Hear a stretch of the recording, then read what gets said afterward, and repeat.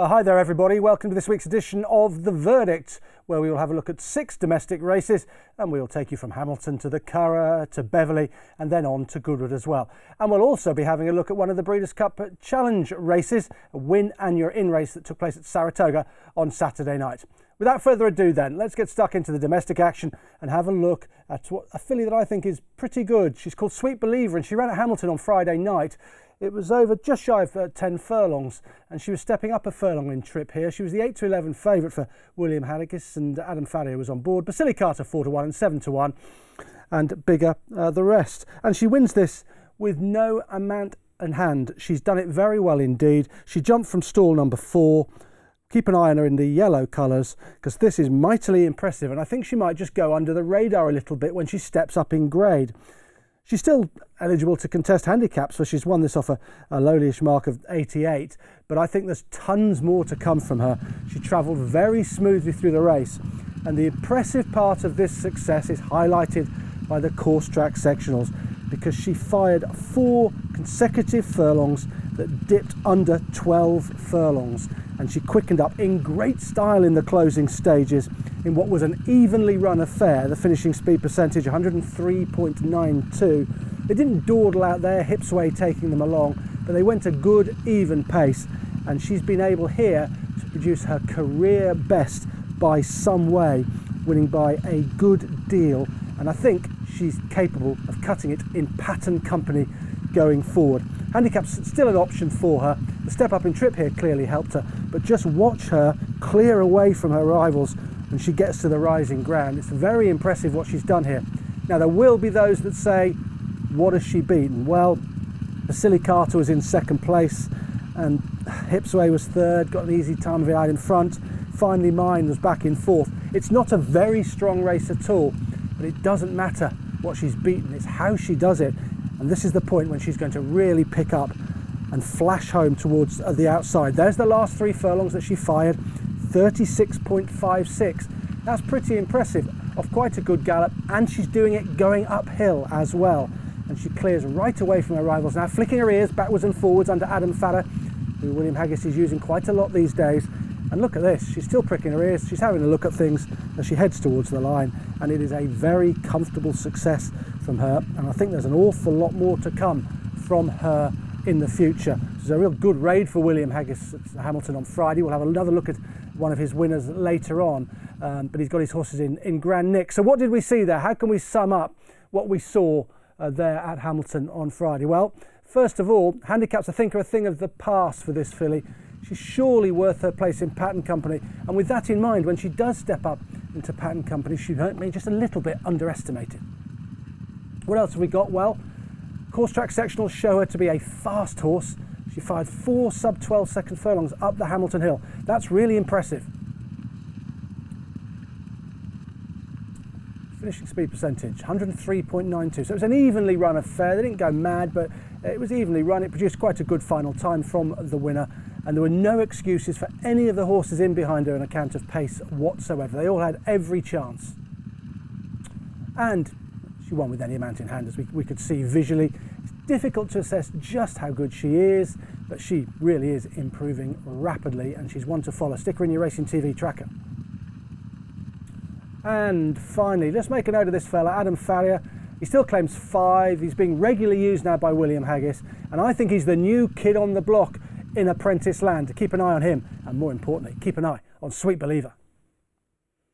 It was a very good Friday night for William Haggis, Sweet Believer winning for him, and he had a winner in the 640 as well. The Lanark Silver Bell handicap, valuable handicap, and well supported. Some decent horses in here, and Marajan was the William Haggis trained favourite at 6 to 5. Lovey's Golden was 16 to 5, and Where's Jeff 7 to 1. It was 15 to 2 and bigger. The rest of the trip here was a 1.5 miles, and Marajan jumped out of stall number 3.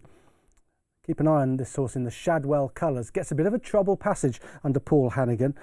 We'll send him on the way, and we'll highlight this horse going for a run in the latter stages, not getting it, having to check off heels, and then still quickening up in fine fashion in the closing stages. This was a reasonably run affair. Marajan's been in good form coming here. Hat-trick of wins now for this horse, and the manner of his success here suggests that he too, rather like Sweet Believer, might be destined for Patent Company some way down the line. His mark of 85 here clearly underestimates his ability, and he's easily beaten in the end. Love is Golden, and in third place Where's Jeff, who goes well at this track and has again run well. It's all about Marajan this race. Quite strongly run, 103.5% finishing speed percentage, so run at an even gallop, rather like the Sweet Believer race, and there was no excuses really in terms of pace for any of the other runners in the contest. They all got a good crack at it, but they weren't as good as Marajan, simple as that, and he's found a fine turn of foot in the closing stages. Paul Hannigan, the man on board, great for him to be in the Shadwell colours once again. Of course, he was a retained jockey for Hamdan Allen McToon a few years ago and did well, and he doesn't get many rides in those colours these days. Jim Crowley and Dane O'Neill getting the majority of them, but back in these colours, and he will have been really pleased, I think, to have got this horse home. At this stage, they just swung down the hill, and they're going to start climbing soon. He's not in a great position, is he? There on the inside, in 6th place in the blue colours and the striped cap, and this means he's just going to get a little bit of trouble. So we've got to analyse what this trouble in running meant. Did it really make much of a difference? Would he have won by further? Well, the course track sections don't necessarily say that. He didn't lose a lot of momentum if you study those sections that you'll find on the Racing TV website. He maintains his momentum really, and although visually it looks like he gets badly checked down on the inside, he doesn't really lose momentum. Hannigan's getting after him now. He's got a wall of horses in front of him. Where's he going to go? He's just angling, looking for room. Where's Jeff and the red colours coming to challenge Love is Golden? Now Hannigan's eyeing up the inside. He's got momentum. Love is Golden just edging across under a left-hand drive, and Hannigan just has to stop for a stride or two there. And he just loses a little bit of momentum. But he soon gets going again, and he flashes home quite quickly and finishes off the race really strongly. This is a very good horse, I think. He's miles better than his handicap mark. And look at the way he's quickened up after that trouble. Some horses couldn't do that. When they get their momentum checked, once they're rolling, it's hard to pick up again. He did it in very good fashion, didn't he? So how can we sum up what we saw with Marajan? It's a double, of course, on the night for William Haggis. And, well, it's a hat-trick of wins now. And there's more wins on the card, I think, given the manner of his success. What else can we say? Well, much we made of the trouble in running. We saw it there. But the sectionals say that he didn't really lose a lot of momentum. Paul just had to sit up on him, but he was soon able to just switch him and then come between horses. He didn't lose a great deal of momentum, but you can mark him up a little bit for that. What else have we got? Well, he's destined for Patent Company. I think that's absolutely clear, rather like Sweet Believer. He's more of an obvious one for Patent Company than she is, I think. Mark of 85 really does underestimate his ability. He's pretty talented. Paul Hannigan. Brilliant. Satisfaction for Paul, I'd say. Donning the Shadwell colours once again to success. I think deep down that will have given him a load of satisfaction. Well done to Paul Hannigan. And finally, strongly run race really. 103.5 finishing speed percentage. He quickened up well, so he's come home a little bit quicker, final 3 furlongs than the rest of the race was running, but he's much better than his rivals. It's a genuine result. No chaos theory here whatsoever. Everything had a chance. Marajan, just too good. I think it would be fair to say that we saw a very good 2-year-old at the Curragh on Friday night. It's Sacred Bridge for the Ger Lions team, who's hit 1,000 winners in his career yesterday. And Sacred Bridge wins this in fantastic fashion. 15-8 favourite she was. Sam Maximus was 100-30 and 7-2 Ladies Church. She jumped from stall number 8, so she's in the middle of the field as we send them on their way. And she beat Geocentric and the very good Ladies Church. That gives the form a very strong look. Ladies Church has fired some big time form speed figures in her career to date for Johnny Murtagh, and she couldn't get anywhere near Sacred Bridge, who you'll remember she won a sales race at Naas last time up, but she fairly scrambled home there. That's the ground. She wants decent ground, and now she got it here at the Curragh. She's able to flash her genuine ability. I think down the line, Ger Lions is going to be looking at the 1,000 guineas next season. She could easily be a Guineas filly. Now, this is over 6 furlongs, and she's got plenty of speed. You can see her there, just sat Handy, close up, just in behind the speed, just in there, just travelling strongly. She quickens up in really good style. The final time was pretty good. It's a pretty good time for her. 1 minute 12.6, an evenly run affair. She's got a fantastic turn of foot, this filly. And I think she could be heading to Newmarket for the Cheveley Park after this. That's a race that she is entered in. I'm sure Joe Lyons will have his eyes on that. 3.5 lengths she wins by here. She's going miles better than everything at this stage. Now she quickens up. She puts them away very quickly indeed. She really wants fast ground. She's a fast filly and she loves fast ground. But if you analyse her pedigree closely, look at the distaff side. There is some stamina there. And it is possible that down the line she will stay a mile next year. I think she's going to be a Guineas filly. I really do. Look at the way she's defeated these. And these are good fillies that she's got in behind her. I think she's very useful indeed. She's produced a good time. And on that better ground, she's able to show us exactly what she's capable of. And to be honest, I think it's fair to say she'll be the one to beat if she comes over for the Cheveley Park at Newmarket. So how do we sum it all up then? She's very good. J. Lyons trains her. He's going great guns at the moment. And it was impressive. She won 3.5 lengths, but she was eased down in the closing stages. She has announced herself as a top-class 2-year-old filly. What else have we got? Well, she's fast. We know that. She's best on fast ground as well. She scrambled home a bit when she encountered softish ground at Naas. It was a big payday for her though, but she floated on the ground here. She was last off the bridle and she's cleared right away for some useful times.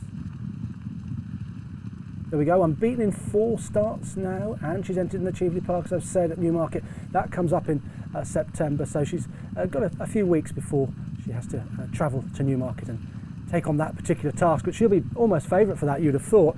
Trainer Joe Lyons, he's in red hot form. He's forged an influential relationship with Juddmonte as well, I think it's fair to say. He's got quite a few horses for Juddmonte and he does very well with them, and this is yet another one. She's a good looking filly and there's going to be a lot more to come from her. And finally, fast, but analysis of her pedigree lends some hope, a little bit of hope, to developing into a Guineas horse next year. There's a chance because there's lots of stamina on the distaff side of her pedigree. On that, the way she got through the line, you'd definitely say 7's going to be no problem. So maybe a mile next year. She's a live Guineas contender. There was a supercard at Beverley on Saturday, and one of the features on it was the Beverley Bullet Sprint listed race, of course, with a rich history to it. And often some very good sprinters turn up for this, and this was no exception. Dakota Gold, 72 favourite for Michael Dodds. Judicial, 4-1, often goes well here. Money for Just Another Bottle, 6s from 8s, and Just Marvellous, 7-1. Tis Marvellous, rather. Trained by Clive Cox, Tis Marvellous gets the job done here and does it really, really well. Stall number 6 is where the winner comes from. And gets the better of Just Another Bottle, who jumped out of stall 1 over there towards the rail. Good draw for Just Another Bottle. And Judicial from 5 was 3rd, and Ostilio from 4 was back there in 4th. So let's send them on their way and see how this race pans out. Definitely got a horse to follow out of this. I think we might have seen the Air Gold Cup winner that hasn't made the frame here. More of that anon. Tis Marvellous is absolutely thriving at the moment. Winning last time up, lightly raced, and there's going to be a bit more to come from this horse. This was a very good final time. It was a strongly run race, as you might expect. There was loads of pace signed on. Dakota Gold sitting handy. Now, he normally leads Dakota Gold when he wins at York, which he really likes. He's often in front. He can't even get to the front here. They're going so quick. Tis Marvellous. He's just in traffic at this stage, just stuck in there in the blue cap with the white spots, looking for a bit of room. But he'll get out and he'll surge clear and he'll win in good style. 58.62 was the final time. That's rattling home on quick ground. And the finishing speed percentage, which we can get from the course track sections, it's on the website. Last 3 furlongs, 34.92 speed percentage, 100.73, almost bang on. This horse has produced a career best with this particular effort. Look how far he goes clear of Just Another Bottle, and then Judicial in 3rd. Now the horse to follow is Ostilio. He finished back in 4th place. He completely fluffed the start. He's now with Paul Midgley. You remember he ran a Britannia at Royal Ascot a few years ago, but he's been turned into a sprinter by the Midgley team. He got no sort of run. He missed the break. He surged home into 4th, and I think he could win the Air Gold Cup. I think that would be a really good target for him, or the Portland at Doncaster, but I think the Air Gold Cup is Ostilio's race. Keep an eye on him. Stick him in your racing TV tracker. He's definitely one to keep a very close eye on. So how can we sum this race up then? Well, Tis Marvellous was very good. He's getting better and better, going from strength to strength. It's a career best, I think. There's no doubt about that. He was good at Ascot last time when he won, but this was better. This was even better than that. This is a race with plenty of strength in depth, some grand old sprinters in there. It was run at a solid gallop, a fast final time. This is a really good effort. So it was strongly run. Final time 58.62. That's rattling up the hill at Beverley. That really is quite quick. And a finishing speed percentage of 100.73. So they just went an honest gallop, and he quickened up in very good style, the winner. He's a sprinter to keep a close eye on. He's got an Ayr Gold Cup entry, the winner. He'd look well treated, I think, if he goes there. Don't know about 6 furlongs for him though. This was a stiff 5, so there's a chance 6 would be all right for him, but most of his best efforts in his career have been over 5 furlongs, and he seems best at that trip. Now, here we go. Tracker horse. Absolutely, well, I'm standard that this hasn't been picked up by too many people. Ostilio's run. I think he ran a tremendous race. I think Paul Midgley's just getting him right now, and he rattled home fastest through furlong 3, furlong 4 at 10.79, 11.48. That's quicker than the winner, Tis Marvellous, but he was at a positional disadvantage having missed the break and getting a little bit of traffic as well. But he still came home really strongly. Ayr Gold Cup time for him, you'd say. And he's in the Ayr Gold Cup, and he's a real player. He would be in the Portland as well. That's 5.5. That'll be all right for Ostilio. But I think the 6 at Ayr on the west coast of Scotland is Ostilio's for the taking. There was a very good card at Goodwood on Saturday, and it featured the Tote March Stakes, a Group 3 over a mile and 3/4. We had a warm order here in the shape of Nagano, who was 8 to 11 to continue his progression. Dancing King, 100 to 30. That's from 6 to 1. Classic Lord was 9 to 2, and it's Tenzin bigger, the other two in the race, and it's Dancing King who gets the better of the odds-on favourite here. Dancing King making all of the running from stall 3 under a very good front-running ride from Joe Fanning. That's really why I wanted to highlight this, and also to highlight the fact that I think in Nagano we've got quite a young, progressive stayer, and there'll be much more to come from him. But he didn't have much chance the way this race was run. We'll stop it there. Here's your winner, out in front, dictating matters under Joe Fanning, ears pricked, dossing around in front. There's Nagano, already at a positional disadvantage at this early point of the race, because the course track sectionals say that they crawled early on here. They did not go a strong gallop whatsoever, and Joe Fanning was able to just walk the dog out there. 8th furlong 14.01, the 9th furlong 13.78. He wasn't doing a tap. The pace did wind up from about the six out, but early on the first mile was pretty steady, and this tells us just how steady. The finishing speed percentage, 112.82. So Dancing King's finished the race 12.82% quicker through the final 3 furlongs than he ran the rest of the race. So that really is telling us all we need to know about what happened here. Joe Fanning has stolen this from the front, but he's done so on a really good horse, I think. Dancing King, he's consistent, he stays well. He just ran around a bit in front. You can see there, look at Joe, he just can't get him to turn right. And that's because they're going so steady, he's just dossing around. He's not doing a tap. His ears are pricked, he's having a look around, he's shying away from things. When horses are going fast and really concentrating, they don't do that. But he's just dossing around in front. Now, see Nagano, he's about 3 lengths behind at this stage. He does, according to the course track sections, make a good move to get to the girth of Dancing King and almost head him inside the final quarter mile. But Joe Fanning has saved plenty of petrol on the winner, and Dancing King, typical Mark Johnson style, just finds a little bit more and a little bit more to see off Nagano. Let's just talk about Nagano in a little bit more detail. Here he is, and David Egan. He didn't really go in this race. He was always just being niggled along. He was a bit on and off the bridle. Not quite sure what that was. You see there, David Egan, he's a little bit animated on him. He's just not going as sweetly, for example, as Dancing King in front of him, who's just lobbing along on a tight rein. There you go, he's just being niggled again in second last. He just can't seem to get a prominent position and get close to Dancing King. He does run on really well. I'm not sure he was quite at his best, Nagano. Maybe he didn't like the track. Hard to know. That's dark art stuff really, isn't it? We don't know whether he didn't like it or not. Maybe the ground was a bit quick for him. In the end though, he comes with every chance. But look at the winner here. The lugs never lie. Ears pricked, still not doing much out in front. Nagano now being niggled towards the outside, and to his real credit, he does pick up Nagano, and he looks like he might come and win and get past Dancing King. But all the time, Joe Fanning is just winding this up from the front, gradually winding it up. Nagano's using up energy to just get there. He does get there, but then he hasn't got anything left for the fight in the closing stages, and Dancing King sees him off. Here we go, it's a head-to-head now. They're going to pull well clear of the rest, 10 lengths and more clear of the rest as they quicken here. Nagano, he's done a lot of running to get there, he's got there, but now there's nothing left, and Fanning has ridden a brilliant race from the front here. Well known for that, isn't he? Well, he's done it again here on Dancing King for this big prize. What's going to happen to Dancing King? Well, he's in the Cesarewitch, he's also in the Sales. Oh dear me, I think the Jumps boys will be all over him, won't they? What can we say about this then? It was slowly run. Excellent front running ride from Joe Fanning. He's just walking the dog out there, steady away for certainly the first 6 furlongs.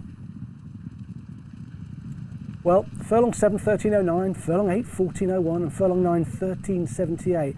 This was the controlling speed. This is where Fanning won the race. He controlled the race early on by going steady and saving plenty when Nagano came to challenge. Nagano, he didn't really travel. We highlighted that. I think he's a little bit better than the bare result here, and he's potentially, I think, quite a smart stayer. My gut feeling is that perhaps a little bit more easy in the ground, he might travel a bit better. The winner's in the Cesarewitch and in the Sales, and the Jumps boys, wow, they'll be falling over themselves to get hold of Dancing King, I think, if he does go to the Sales, because he's a strong stayer and he's an honest type. And finally, 2 winners on the day for the sire Free Eagles. It's a very, very good day for him. Aratus being his other winner. Aratus is pretty useful in his own right and could easily have made the verdict this week, but Dancing King got in there on account of a brilliant Fanning ride. Final domestic race to have a look at now came from Goodwood on Saturday once again. It was the Tote Celebration Mile. It featured the return of Ben Battle. We hadn't seen him for 11 months. He returned as favourite, 9-4 to win this Group 2. Chindit, 16-5. Mutasabek was 9-2. 9 Duke of Hazard, and Happy Power in there at 10s. The winner, though, a big price. It was number 7, Lavender's Blue, for the Amanda Perrott team, 20-1. And she came home to cut Ben Battle down in the closing stages. The start of this race is really important. Lavender's Blue came from 7. She's in there. She's always held up. Ben Battle jumped from 8. And I think he's rusty, Ben Battle. He's lacking match practice. Watch what happens here as they jump out. Oh dear, he's missed it. He's completely missed it, and he's found himself last. Completely last, and plenty to do given that break. Lavender's Blue sat nice and handy, just looking for a bit of room, and there's Ben Battle. He's given away 4-5 lengths or so at the start. He's just rusty. He hasn't run for 11 months, probably just needed the run. And what happens is, he's a horse who wants to be ridden prominently. He likes to be handy. He was handy when he won in Dubai, when he took the duty free. He always tends to be up there. And now, Oshie Murphy's taking him to the front, and he's gone past Lavender's Blue, who'll come back past him in the closing stages. So he's run his race upside down, really, Ben Battle. And I would rate him as being the winner of this race, really, overall. But on the day, I think lack of match practice has just done him. And Lavender's Blue, she's very good. She's a really good filly. The Perrotts have done really well with her. And this is a race with plenty of depth in. Pogo's taking them along. He's very useful. Happy Powers sat in second. Then Battle third. Mutasabek down against the rail. It's a strong race. Chindit looking for room in the striped colours. Let's have a look at furlong 6 and furlong 7. Lavender's Blue. She's quick, isn't she? She's got a real good turn of foot. She's about to switch to the outside and come past Ben Battle with these 2 furlongs, both 10.89, the 6th and the 7th furlong. So she's shown a sharp turn of foot to go past Ben Battle, and he can find no more in the closing stages. But he's run an admirable race coming back off a layoff, and there'll be much more to come from him as long as he stays sound. He's clearly had his issues for Saeed Bin Surul, but he's been a grand campaigner over the years, and he's only just been edged out by Lavender's Blue. But if you miss the break and then you have to rush up to the front to get handy, you're always going to be vulnerable late on because you've just used up a little bit in the early stages of the contest. So how do we sum that up? The return of Ben Battle, but it wasn't a very strong gallop. Finishing speed percentage 107.85, so they finished off 7.85% quicker in the last 3 furlongs than they ran the rest of the race, and that allowed Lavender's Blue to fire those 2 quick furlongs.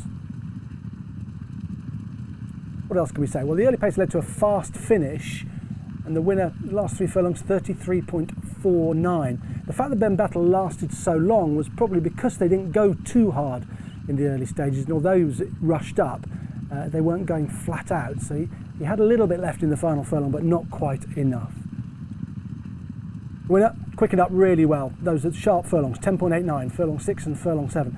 That sealed the deal over the game and rallying Ben Battle. What about the winner? Sun Chariot, possibly. The Matron, entered in the Matron later in the year as well. What about the filly and mare Turf at the Breeders' Cup? That's going to be live, of course, the Breeders' Cup on Racing TV. That's a possibility for this filly. I think she's just best when you can just utilise that turn of foot and deliver her nice and late. What about Ben Battle? What do we make of him? Well, he wasn't at his best. I think that's for sure. I'm not taking anything away from Lavender's Blue whatsoever. He looked a bit ring rusty, I thought, lacking match practice, 11 months off. He doesn't normally miss the break. That's not normally him. He would normally have jumped and been handy, and I think if he'd done that, he would have won. And Ben Battle, shaped with his old abilities intact. He's probably a little bit below his best, but I think he retains plenty of his ability. He won the Joel Stakes Newmarket in 2019 in fantastic fashion. He made all, you remember. He won in a really fast time, and that might be where he'll be heading once again before perhaps he goes on his travels, perhaps back to Meydan in January, February and March, because Saib bin Surah has mentioned having a crack at the Dubai World Cup on dirt. That's it for the verdict this week. Thank you for watching. Hope you found that of some interest. I'll see you again next time. Bye-bye.